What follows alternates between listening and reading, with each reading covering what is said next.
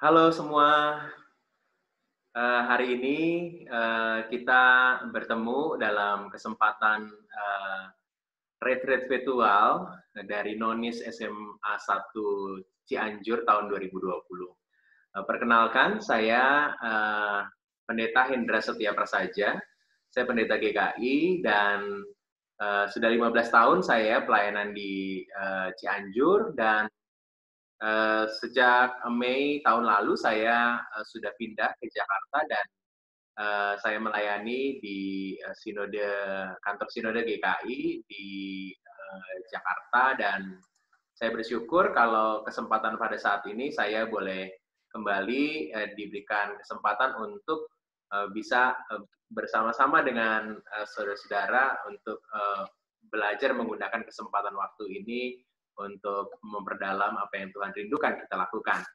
Dan dalam kesempatan retreat virtual Nonis SMA 1 ini, saya mau mengajak kita untuk bersama-sama belajar bagaimana agar dalam COVID ini jangan sampai bikin hidup kita jadi sulit. Ya. Saya melayani sekarang di Bina Warga.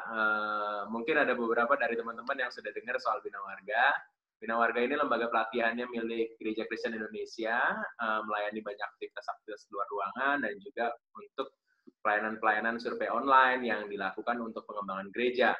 Kalau teman-teman mau tes pribadinya, mau tahu tes karunia rohani yang Tuhan berikan dalam hidupmu, bisa juga dilakukan. Kami melayani ini berbasis pada Roma 12 ayat 1 sampai dengan 8, kita bisa cek karunia rohani apa yang ada dalam diri kita.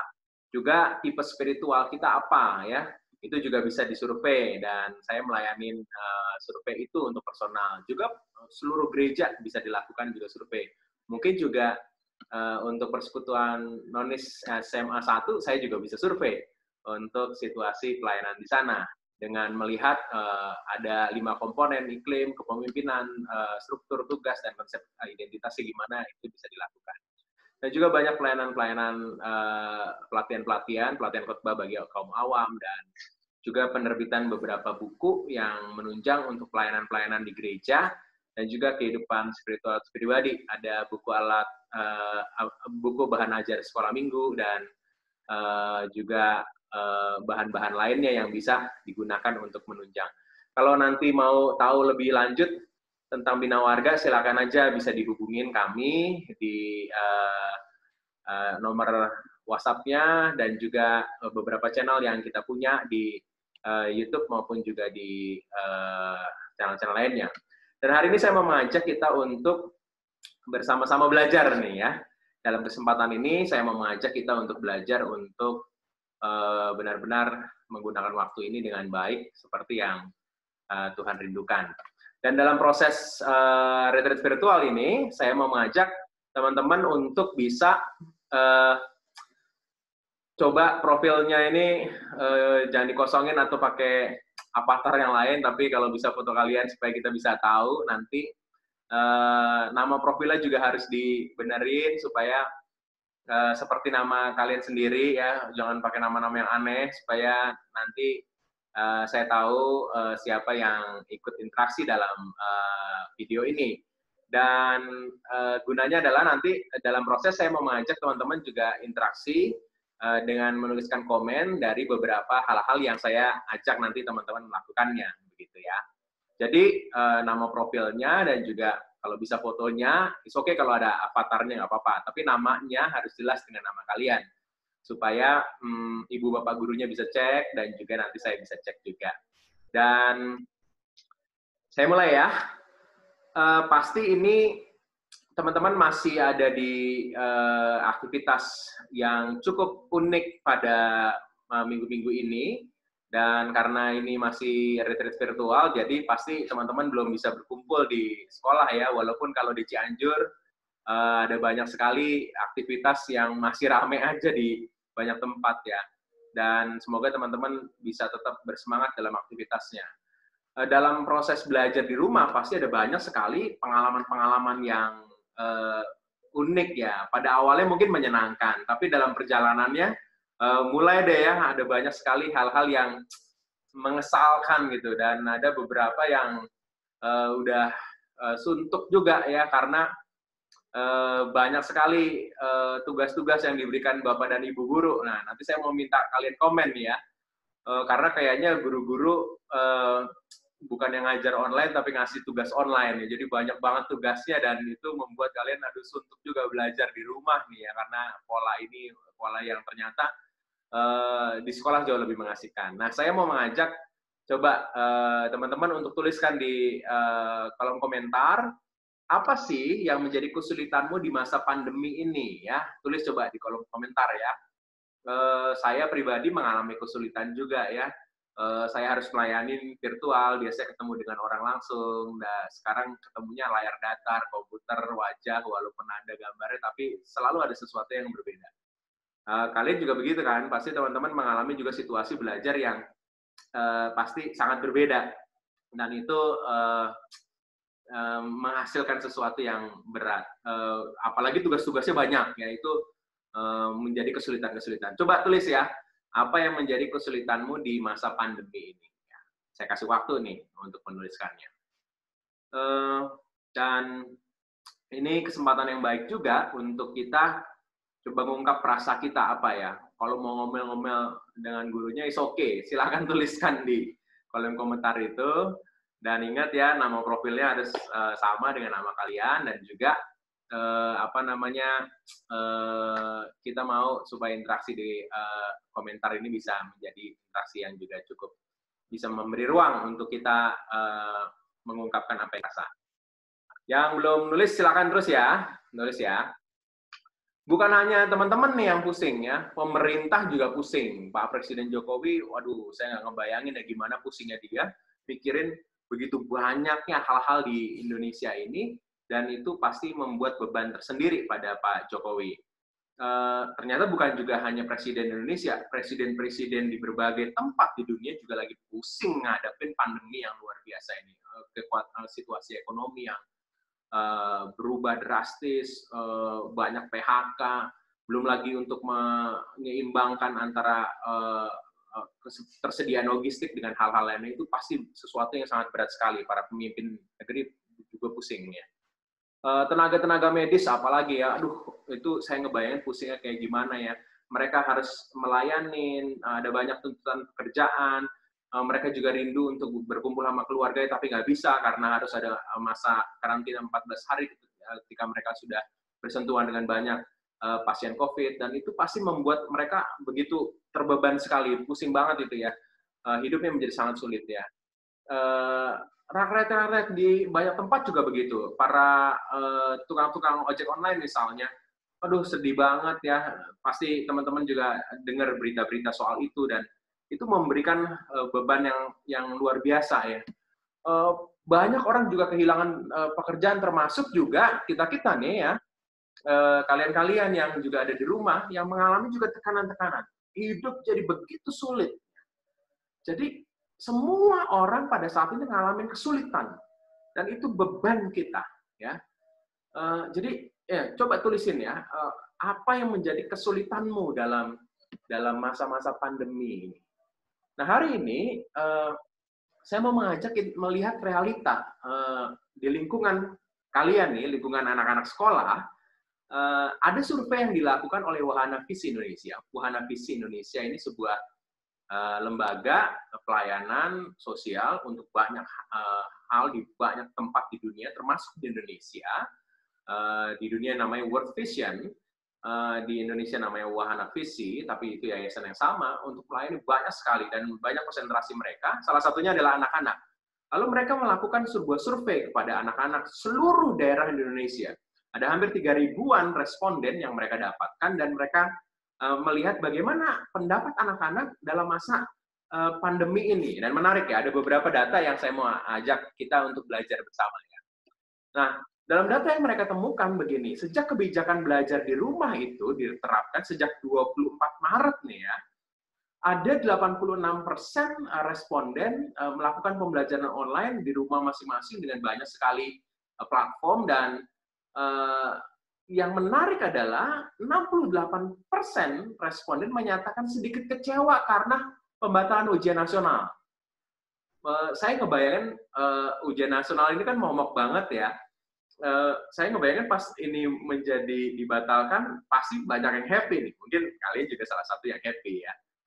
Tapi yang menarik dalam survei ini, 68%, lebih dari setengah yang diteliti ini, mengatakan kecewa. Kenapa? Karena mereka sudah mempersiapkannya. Ada mereka yang sudah kursus, sudah melakukan persiapan-persiapan, dan ternyata nggak jadi. Ya. Dan menarik ya ternyata, dari responden, yang adalah anak-anak seusia kalian nih ya, mengatakan belajar di sekolah jauh lebih menyenangkan daripada belajar di rumah. Setuju nggak? Ada banyak sekali hal yang ternyata nggak didapat kalau kita berada di rumah, dan itu lebih enak belajar di sekolah, tempatnya, konsentrasinya, bersama dengan interaksi dengan teman ya. Ujian-ujian dipandang jauh lebih ringan daripada tugas-tugas online pada saat ini. Benar nggak? Banyak banget kan tugasnya. Saya nggak tahu deh apakah guru-gurunya juga akan memeriksa semua tugas yang disuruh untuk kumpulin secara online itu ya.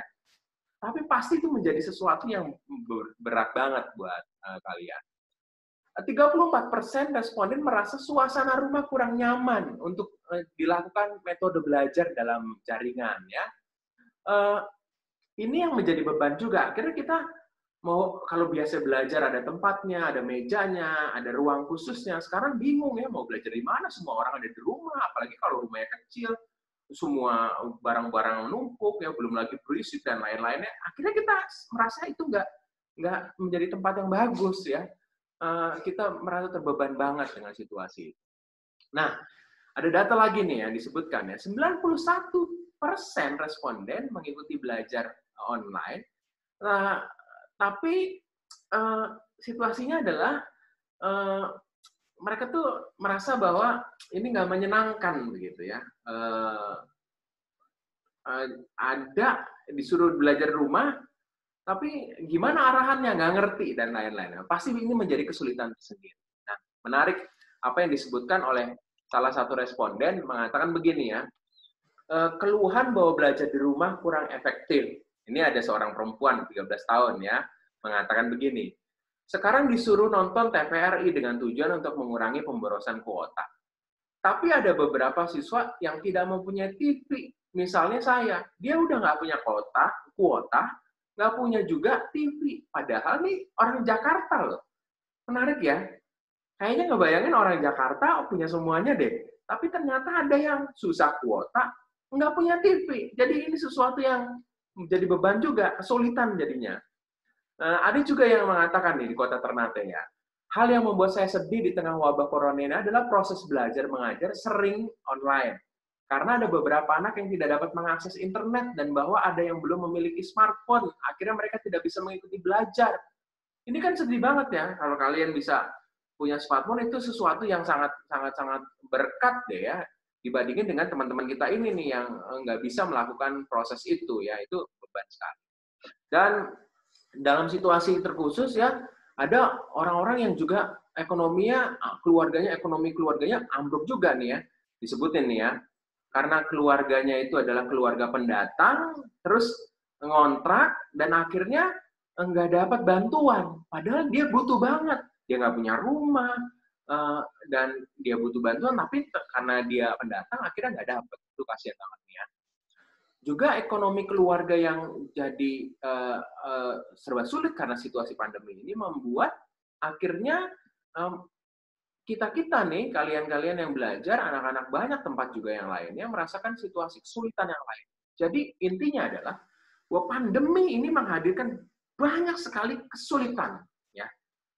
Jadi, orang presiden ngalamin kesulitan, ojol ngalamin kesulitan, tenaga medis ngalamin kesulitan, keluarga kena PHK, papa mama yang kerja kena PHK, juga kalian yang sekolah ngalamin juga situasi-situasi yang sangat berat, dan itu adalah situasi realistis yang kita alami pada saat ini, dan itu adalah sesuatu yang kita sedihkan ya. Nah, bagaimana caranya supaya kita bisa benar-benar menjalani hari-hari ini dengan pengharapan? Itu kan temanya retreat virtual pada saat ini ya. Kita mau punya iman, pengharapan dalam situasi social distancing. Ya, kita mau supaya gimana caranya? Ya, yuk kita bahas nih. Saya mau mengajak kita untuk mengingat satu firman Tuhan. Karena dengan sebuah pengharapanlah kita akhirnya bisa punya punya keyakinan ke depan. Ibrani 6 ayat 19 mengatakan, pengharapan itu adalah sauh yang kuat dan aman bagi jiwa kita. Sauh itu jangkar. Jangkar kapal kalau ada kesempatan untuk berhenti, dia akan ada jangkar supaya nggak pergi kemana-mana ya. Arus yang besar bisa tertahan karena ada jangkar itu. Jangkar itu yang membuat dia terus mampu berada di tempat itu. Dan saya pikir seorang percaya kepada Tuhan akan memiliki jangkar yang kuat itu untuk menghadapi situasi berat ini. Ya. Nah, tapi kalau hanya berharap dan nggak melakukan sesuatu itu juga jadi problem. Kita tahu ya ada sebuah slogan namanya ora et labora. Kita mau berdoa, berharap, tapi juga kita bekerja, ya. Itu sesuatu yang penting kita harus jalani. Dan ora et labora harus hadir dalam hidup kita. Nah, saya mau ngajak kita untuk coba melihat firman Tuhan. Kita buka Alkitab ya. Efesus 5, ayatnya yang ke-15 sampai dengan ayat yang ke-20. Kita buka ya.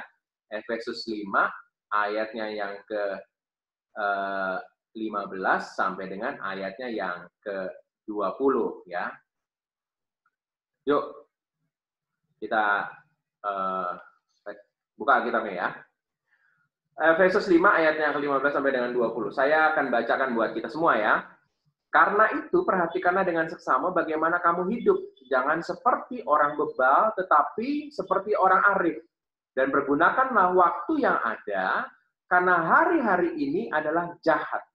Sebab itu janganlah kamu bodoh, tetapi usahakanlah supaya kamu mengerti kehendak Tuhan dan janganlah kamu mabuk oleh anggur, karena anggur menimbulkan hawa nafsu, tetapi hendaklah kamu penuh dengan roh dan berkata-katalah seorang kepada yang lain dalam mazmur, kidung pujian, nyanyian rohani.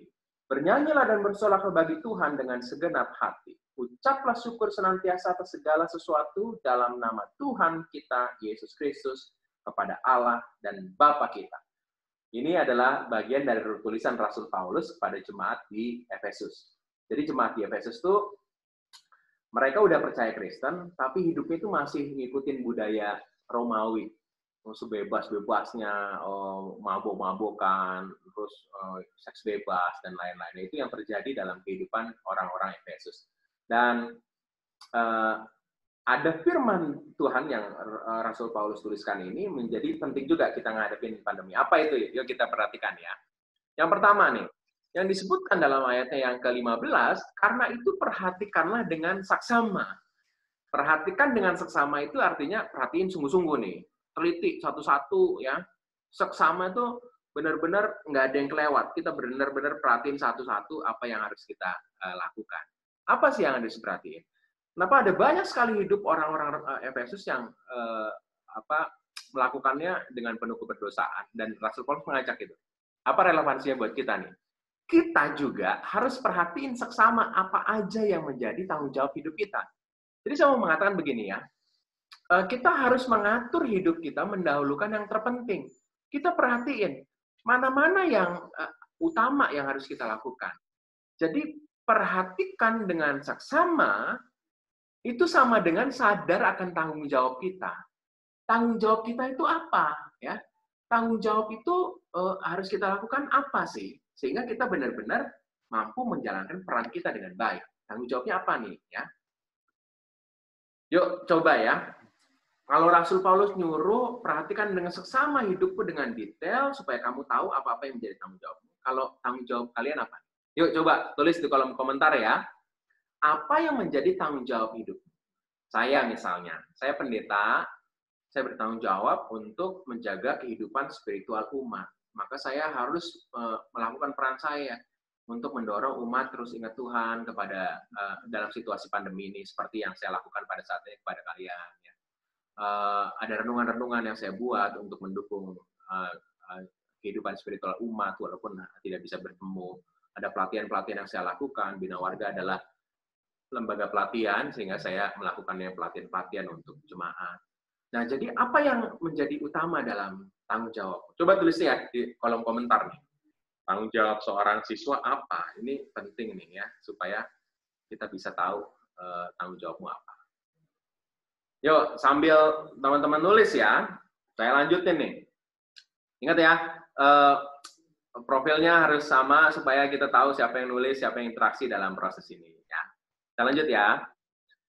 Jadi bicara soal tanggung jawab dan memperhatikan secara seksama, seringkali kita tahu apa yang menjadi tanggung jawab kita, tapi kita nggak lalu melakukan itu. Kenapa? Karena banyak hal. Jadi dalam situasi tugas-tugas banyak ini ya, ada strategi untuk mengatur waktu kita. Kan tugas dari semua guru banyak banget ya. Guru bahasa kasih tugas, guru mat kasih tugas, guru-guru yang lain kasih tugas, semuanya bertumpuk dan minta deadline-nya sama gitu. Aduh, ini pasti bikin kalian pusing banget ya. Nah, dalam bicara soal ngatur waktu nih ada yang menarik nih ya. Ada banyak sekali orang-orang yang melakukan kesalahan-kesalahan sepele dalam hal manajemen waktu. Kesalahan-kesalahan sepele dalam hal manajemen waktu. Apa itu ya? Pertama, terlalu banyak kegiatan. Jadi sekarang ini kan semuanya jadi online ya. Jadi banyak banget nih nonton IG live-nya si Anu, terus ikut persekutuan online, ikut ini online. Oh, semuanya jadi banyak. Padahal tugas-tugas kalian juga kan yang harus kalian selesaikan. Saya juga gitu tuh. Karena banyak sekali tawaran untuk ikut ini dan ikut itu secara gratis, saya jadi tertarik, saya ikut semuanya. Dan akhirnya banyak sekali hal yang, aduh, gara-gara ikut semuanya jadi malah jadi banyak kerjaan. Ya, itu sering kali terjadi. Terus, kita udah tahu banyak tugasnya, karena di rumah aja nggak pergi ke sekolah, akhirnya kita malas bangun lebih awal ya. Nah, udahlah, gampang, nggak usah buru-buru naik angkot kok. Kita nggak usah macet-macet di jalan naik kendaraan yang kita kendaraan selama ini, jadi akhirnya kita malas-malesan. Dan itu yang terjadi. Akhirnya kita malas-malesan dan akhirnya padahal ada tugas-tugas yang dituntut untuk kita selesaikan. Kita nggak tulisin target, kita seringkali bekerja multitasking ya. Nih, kalian-kalian nih para jagonya multitasking ya. Kita ngerjain tugas, tapi juga kita melakukan hal-hal yang lainnya, dan itu seringkali terjadi dalam diri kalian kan. Ya, seringkali sambil kerjain tugas, sambil main game, laptopnya di switch screen, dan kita ngerjain yang ini dan ngerjain yang itu. Akhirnya, yang satu nggak maksimal, yang satu juga nggak maksimal. Itu yang terjadi. Sulit juga menolak gangguan, ya. Kalau ada yang WhatsApp, terus kita kontak dulu. Apalagi kalau itu pacarnya. Aduh, ini padahal kita lagi ngejar target untuk nyelesain waktu tugas nih. Atau kita nggak memberi jeda, ya. Nggak memberi jeda, terus saja.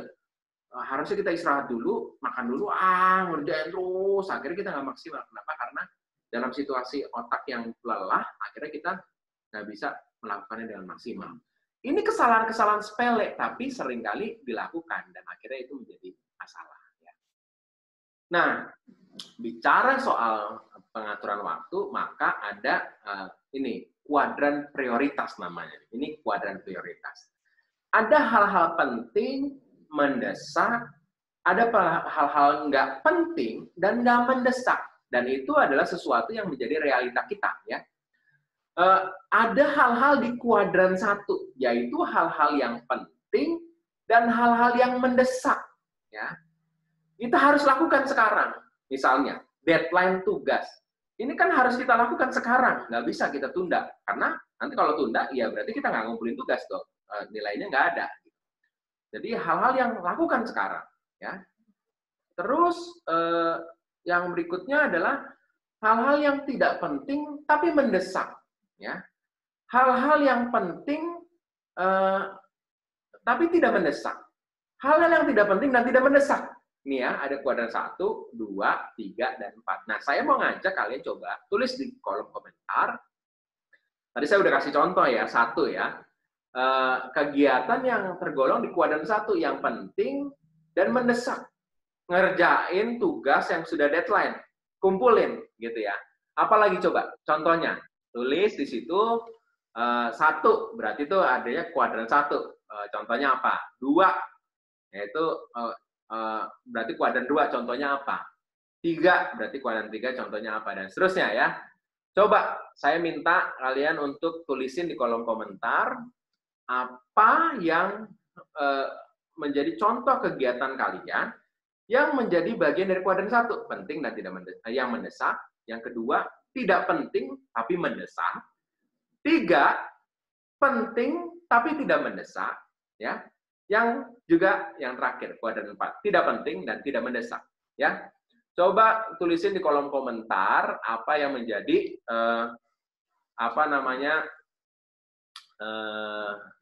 kegiatan-kegiatan kalian yang tergolong dalam koridor-koridor itu, ya. Yuk, silakan, coba ya. Tulisin dulu ya. Oke. Ini banyak sekali nih ya dalam masa work from home atau study from home. Banyak pasti kegiatan-kegiatan yang tidak penting tapi mendesak. Tetapi ada juga yang tidak penting, tidak mendesak, jujur kita lakukan. Itu yang jadi masalah ya. Coba ya, tulis ya. Yuk, kalau sudah, saya mau kasih contoh nih ya.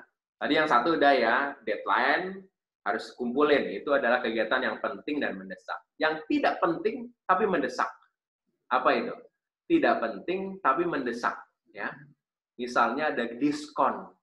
Ada diskon di toko yang nggak penting sih bagi kita, tapi ini diskon loh. 50%, bahkan 70%. Waktunya juga tinggal hari ini. Wah, itu sesuatu yang tidak penting tapi mendesak. Beberapa lalu kita lakukan ya. Nggak penting sih siaran langsung IG live-nya artis Korea itu, dan kita akhirnya memilih untuk menonton dia daripada melakukan tugas kita. Itu tidak penting tapi mendesak ya. Penting tapi mendesak, tapi tidak mendesak maksudnya. Penting tapi tidak mendesak. Misalnya mengulang lagi pelajaran mat yang udah dikasih sama guru pada waktu lalu. Mengulang pelajaran itu penting tapi nggak mendesak, nanti aja lah ya. Karena kan mengulang nanti kita bisa melakukan kapan lagi. Nah, yang terakhir yang tidak penting dan tidak mendesak, itu loh chit-chat dengan teman-teman kita ya, say hello, ngomongin game ini, game itu ya. Nggak penting sih, juga nggak mendesak, nanti juga bisa. Tapi itu sering kali kita salah memberikan tempat ya. Chat-chatnya dengan teman-teman kita malah lakukan sesering mungkin, padahal itu nggak penting, nggak mendesak.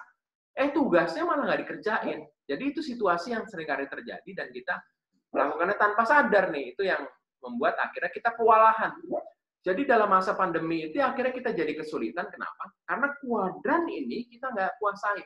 Kita melakukan sesuatu yang tidak penting, tidak mendesak, padahal ada hal-hal penting dan mendesak yang harus kita kerjain, tapi kita nggak kerjain. Nah, ini ya, perhatiin ya.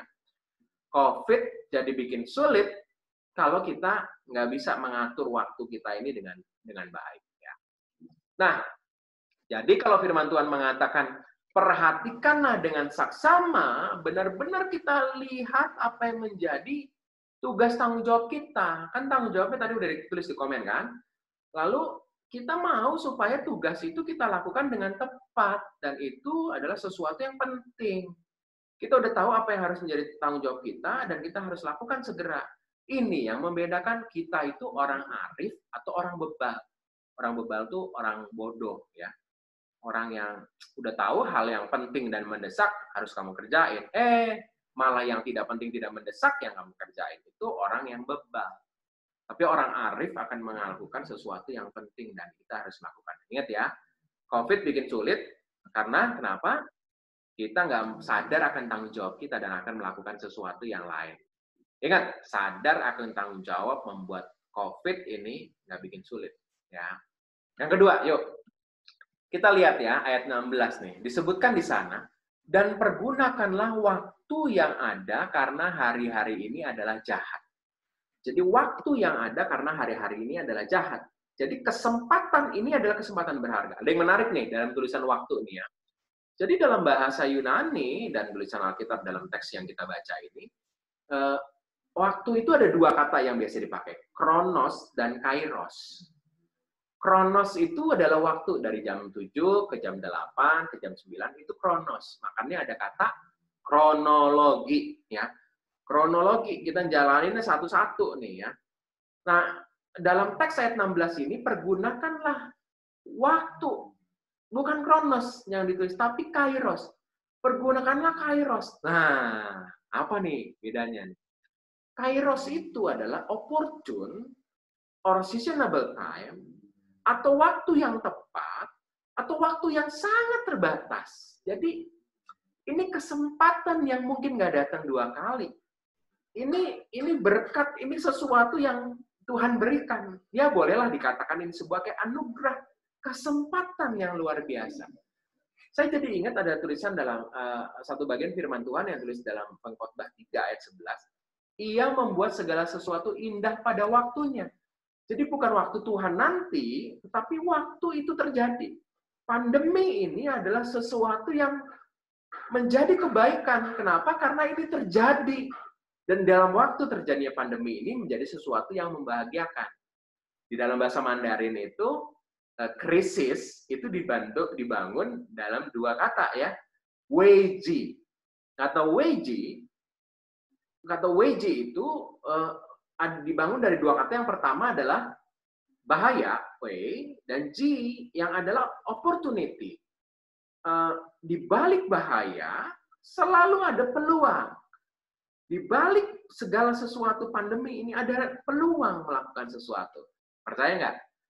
Bukankah itu menjadi keindahan? Pandemi menjadi keindahan. Misalnya ya, biasanya kan kalian nggak kumpul keluarga nih. Saya misalnya nih, saya ada di Malang sekarang.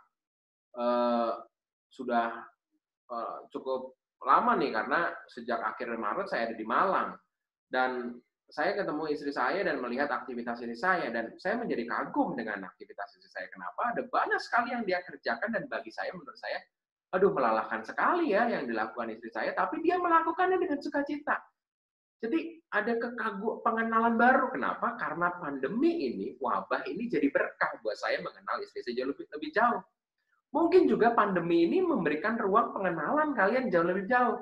Misalnya, guru-guru jadi terpaksa belajar nih, belajar online ya. Biasanya mereka malas, gimana sih caranya bikin video dan lain-lain, malas, tapi akhirnya jadi belajar. Kalian juga gitu kan? Biasanya nggak bisa pakai Google Classroom, sekarang kita belajar. Nggak biasa pakai Zoom, akhirnya belajar. Nggak biasa pakai pakai Google Meet, akhirnya kita belajar ya. Momen itu menjadi kesempatan kita benar-benar belajar bersama. Bukankah itu adalah kairos? Ya. Waktu yang Tuhan beri, yang mungkin nggak datang dua kali, yang itu adalah berkat yang dari Tuhan. Waduh, ini kan sesuatu yang penting banget ya, untuk kita bisa jalani dengan baik. Ya. Nah, sekarang saya mau mengajak kalian untuk, sekali lagi ya, untuk coba temuin ya, apa sih yang menjadi kairos, kesempatan yang Tuhan beri, waktunya Tuhan yang Tuhan hadirkan buat kalian saat ini. Ya. Kenapa? Tadi ya, di survei tadi kan ada yang dikatakan, ada yang nggak punya TV, nggak punya smartphone, bahkan di beberapa daerah nggak punya listrik. Mau belajar gimana? Dalam situasi online begini, ini sesuatu yang menjadi berkah kalau kalian bisa mengakses dan bisa beraktivitas, dan itu menjadi sesuatu yang penting. Nah, pertanyaannya adalah, apa kairos atau kesempatan yang Tuhan beri dalam hidupmu saat ini? Ya? Coba tulis di kolom komentar ya. Apa sih yang Tuhan berikan itu dalam hidupmu yang saat ini menjadi kairosmu? Ya? Wah, ini menjadi penting banget ya. Kita harus menuliskan. Coba tulisin ya di kolom komentar. Bagi saya, kairos saya adalah saya mengenal istri saya jauh lebih dalam karena saya ada di rumah. Kairos kalian apa? Kairos yang satu lagi adalah kesempatan saya belajar online. Ini bagi saya menjadi kesempatan belajar baru. Saya gimana caranya pakai Zoom, gimana sekarang saya ngajar kalian dengan media YouTube ini ya. Gimana caranya supaya semuanya bisa berproses dengan baik dan kita bisa tetap interaksi. Coba tulisin ya. Apa kesempatan atau kairos yang Tuhan berikan kepada kalian dalam masa pandemi ini? Coba tulis ya. Ingat ya, nama profilnya ya, jangan salah nih ya, supaya kita tahu siapa aja yang interaksi dalam proses kita ya. Jadi orang yang sadar akan tanggung jawab, lalu menggunakan kairosnya itu, pergunakan waktu itu menjadi orang-orang yang menghayati bahwa Tuhan memberikan aku kesempatan yang baik. Nah, ini penting nih ya. Kalian harus melakukannya juga ya untuk proses ini. Yang terakhir nih, ayat yang berikutnya, ayat 18. Disebutkan kepada jemaat di Efesus, Rasul Paulus mengatakan, jangan kamu mabuk anggur, hendaklah kamu penuh dengan Roh Kudus. Kalau udah penuh dengan Roh Kudus, kamu harus bernyanyi, bersorak-sorai bagi Tuhan dengan segenap hati. Nah, kamu harus bersyukur. Padahal orang Efesus, orang-orang maksudnya jemaat Tuhan mula-mula ini di Efesus mendapat tekanan juga loh. Karena imannya kepada Yesus, maka dia dicemooh, dia dikucilkan, dia lakukan banyak sekali hal. Tapi itu yang membuat mereka harus bertahan. Ketika mereka nggak mau ikut mabuk-mabukan, ketika mereka nggak mau ikut pesta pora, itu mereka lalu menjadi bahan ejekan, ditekan, dan lain. Dan akhirnya mereka harus memilih, ikut aja lah, mabuk-mabukan, toh juga enak juga. Itu yang dilarang oleh Rasul Paulus. Dan Tuhan mengatakan juga melalui Rasul Paulus, hendaklah kamu penuh dengan Roh. Kamu harus segenap hati memuji Tuhan, walaupun kamu dikucilkan. Jadi ada sesuatu yang membedakan. Ini juga kan bukankah yang terjadi juga dalam kehidupan masa pandemi ketika kita ada di rumah ini ya. Ketika teman-teman mengatakan, ayolah jalan-jalan lah, naik motor, keluar rumah aja, nggak apa-apa kok, kita pakai masker kok. Akhirnya kita jalan-jalan. Kita tanpa sadar keliling-keliling ke sana sini, terus pulang ke rumah. Lupa cuci tangan, lupa ganti baju, dan lain-lain. Padahal di situ ada oma kita yang rentan, dan akhirnya oma kena ya. Itu menjadi sesuatu yang karena sekedar hanya karena kita nggak mau untuk mentolak teman kita, akhirnya kita melakukan sesuatu yang nggak benar.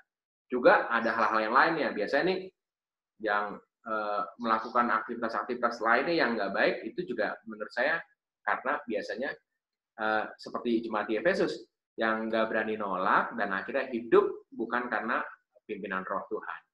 Jadi kita harus melakukan segenap hati. Dan ucaplah syukur senantiasa.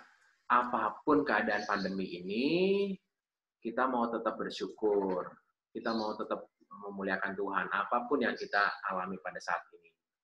Nah, menariknya adalah, orang-orang Efesus diajak oleh Rasul Paulus untuk bukan hanya sekedar bersyukur dan memuji Tuhan, tapi melakukan perannya dengan baik. Ya. Saya mendapatkan rema dari ayat ini adalah, bahwa kita tuh diajak dalam masa pandemi ini untuk isi kesempatan dengan kekudusan dan juga rasa syukur. Dan karena itu adalah panggilan kita. Beberapa hari lalu saya tertarik nih dengan yang dilakukan oleh Anthony De Lopez nih ya, Antovi ya namanya ya.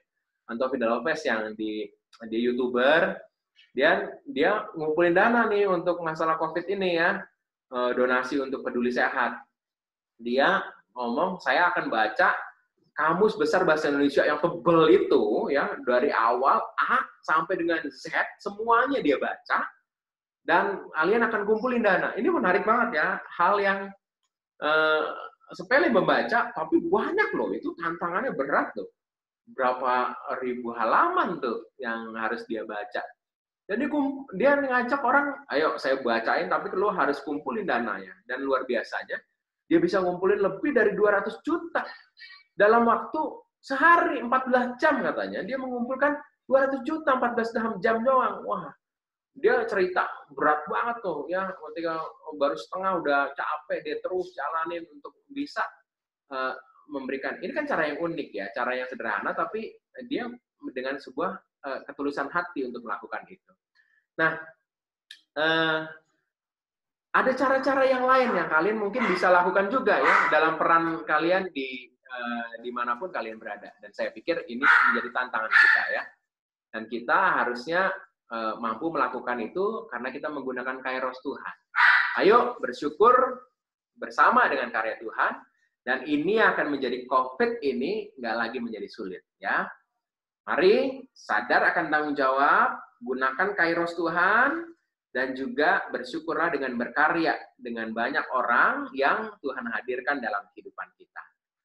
Ini yang saya mau ajak, sehingga COVID nggak bikin sulit kalau kalian benar-benar mau bertanggung jawab, gunakan kesempatan, dan bersyukur dalam karya.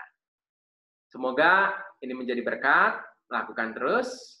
Yuk, kita tutup ya. Dalam doa, yuk kita berdoa. Sungguh kami bersyukur untuk kesempatan kami belajar bersama pada saat ini. Agar dalam masa pandemi ini kami boleh terus melakukan tanggung jawab kami, dan juga terus bersyukur untuk kesempatan yang Tuhan beri, dan kami mau berkarya untuk menjadi kemuliaan bagi nama Tuhan. Berkati anak-anak SMA 1 Cianjur, dan juga banyak anak-anak di tempat-tempat lain. Diberkatilah kami semua, agar kami boleh terus menemukan apa yang Tuhan mau dalam masa pandemi ini. Berkati para pemimpin negara, berkati para medis, berkati para pasien, berkati setiap kami, agar kami semua boleh mendukung untuk pencegahan penyakit ini. Tuhan, terima kasih, berkatilah seluruh retreat virtual ini boleh berjalan dengan baik. Kami bersyukur dalam Yesus Kristus. Amin. Terima kasih untuk teman-teman yang terlibat. Terima kasih juga untuk semua yang boleh berinteraksi dalam komen dan lain-lainnya. Dan semangat terus, jaga kesehatan, dan juga terus optimis agar kita bisa menjadi kemuliaan bagi nama Tuhan. Kita beriman, kita berpengharapan dalam masa pandemi ini karena Tuhan. Maka mari kita benar-benar melakukan bagian kita. Sampai jumpa ya, Tuhan Yesus berkati. Sampai jumpa.